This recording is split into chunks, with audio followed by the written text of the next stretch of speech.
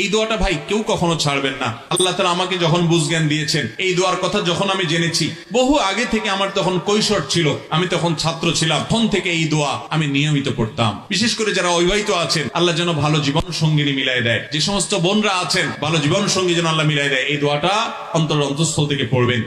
আল্লাহর কাছে নিজের জন্য দোয়া তো করে, নিজের স্ত্রীর জন্য, স্বামীর জন্য, সন্তান সন্ততির জন্য, নাতিপুতির জন্য, বংশধরের জন্য দোয়া করে। রব্বানা হাবলানা মিন আজওয়াজিনা ওয়া যুররিয়াতিনা কুররাতা আয়ুন ওয়াজআলনা লিল মুত্তাকিনা ইমামা। হে আমাদের রব, হে আমাদের রব, আমাদের জীবন সঙ্গী হিসেবে যাদেরকে দিবেন বা যে আছে, এবং আমাদের সন্তান যে আছে বা আসবে, এই সন্তান সন্ততি এবং জীবন সঙ্গী এমন যেন হয় যে আমাদের তাদেরকে দেখলে নয়ন জুড়ায় যায়। আল্লাহর ভাষা দেখেন, আল্লাহ বলেছেন জীবন সঙ্গী সন্তানকে এমন করে দেন যেন তাদেরকে দেখলে আমাদের চোখ জোড়া যায়। চোখ জোড়ানো সন্তান, চোখ জোড়ানো স্বামী, চোখ জোড়ানো স্ত্রীর মানে বুঝেন?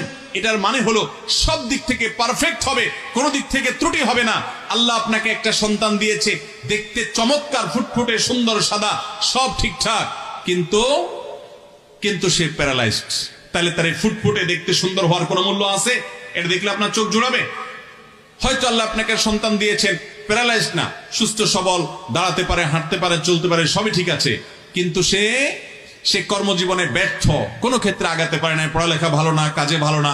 এই সন্তান আপনার চোখ জোড়াবে না। আপনাকে আল্লাহ কোনো সন্তান দিয়েছে, হয়তো এই দিক থেকেও ভালো, কিন্তু সে হয়তো অমানুষ হয়েছে, ভুল পথে চলে গেছে, আপনি তাকে দেখলে চোখ জোড়াবে না আপনার। ভাইরা আমার, চোখ জোড়ানো এমন একটা কথা যে যাকে দেখলে সার্বিকভাবে আমার ভালো লাগা কাজ করবে, অর্থাৎ সব দিক থেকে সে পারফেক্ট হবে।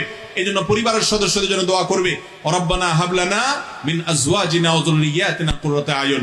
আমরা সবাই হয় বাবা, আর না হলে বাবা হব, হয় আমাদের পরিবার আছে, আর না হলে হবে ইনশাআল্লাহ। অতএব আমরা সবাই দোয়াটা পড়ি, রব্বানা হাবলানা মিন আজওয়াজিনা ওয়া যুররিয়াতিনা কুররাতা আয়ুন ওয়াজআলনা লিল মুত্তাকিনা ইমামা।